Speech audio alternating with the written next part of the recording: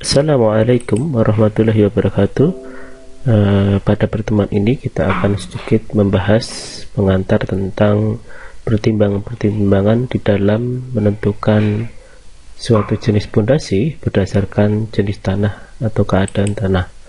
Yang pertama, jenis pondasi yang dipilih biasanya ditentukan oleh berat suatu bangunan berdasarkan pelimpahan beban.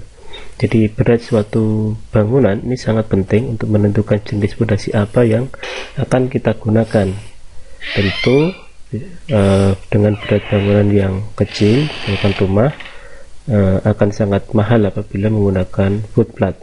Itu juga bangunan yang besar, yang sangat berat, tentu juga akan sangat mustahil jika menggunakan pondasi batu kali. Nah, hal ini terkait dengan berapa beban dan pelimpahan terhadap pondasi. Namun kondisi tanah dan biaya yang tersedia juga mempengaruhi struktur pondasi. Permasalahan yang paling menonjol dalam pemilihan jenis pondasi adalah kondisi tanah, yaitu jenis tanah seperti apa yang akan menjadi tempat berdirinya suatu bangunan. Karena setiap jenis tanah memiliki daya dukung yang berbeda-beda, sehingga penurunan yang terjadi pun semakin beragam. Untuk mengatasi masalah tersebut, pertimbangan yang dilakukan dalam perhitungan merancang pondasi ditinjau berdasarkan jenis tanah. Yang pertama, pada jenis tanah yang berpasir atau bergradasi kasar.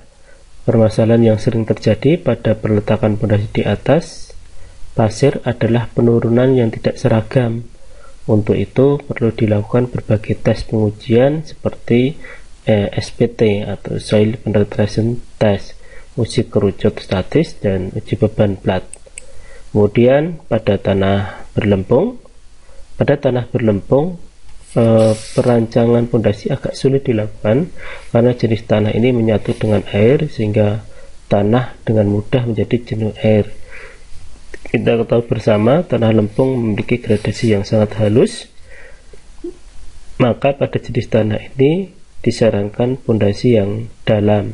Dia memiliki sifat lekat atau kohesi yang sangat tinggi, maka bisa digunakan pondasi dalam sehingga tanah tidak mudah terpengaruh dengan iklim dan kondisi lingkungan sekitar.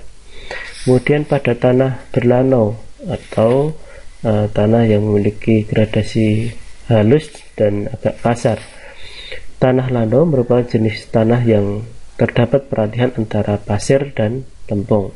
Dalam kondisi alam, tanah jenis lanau ditemukan dengan kondisi yang longgar dan kurang padat, sehingga jika dijadikan sebagai peletakan pondasi maka akan terjadi penurunan yang sangat besar.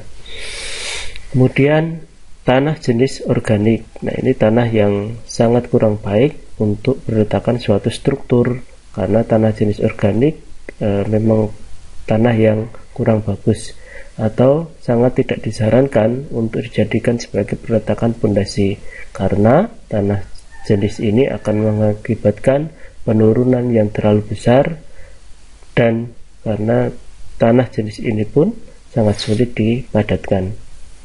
Kemudian bagaimana dengan tanah yang berasal dari tanah timbunan? Maka tanah timbunan merupakan tanah yang diangkut dari suatu daerah ke lokasi lain bangunan.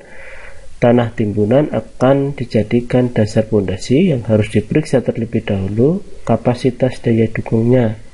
Dan jika tidak akan digunakan tanah timbunan, jika pun akan digunakan, maka tanah tersebut harus dipadatkan terlebih dahulu. Nah, kemudian pada tanah yang berbatu atau pondasi pada batu, sebenarnya pondasi pada batu tidak perlu dikhawatirkan karena sifat batu yang keras pasti mampu menahan beban bangunan dengan baik. Namun pada batuan berkapur memiliki void atau lubang-lubang, stabilitas bangunan harus dipertimbangkan karena akan dapat membahayakan bangunan. Saya kira itu sedikit dasar-dasar daripada pengetahuan tentang perhitungan atau pertimbangan-pertimbangan dalam merencanakan suatu bangunan berdasarkan tanah. Terima kasih. Wassalamualaikum warahmatullahi wabarakatuh.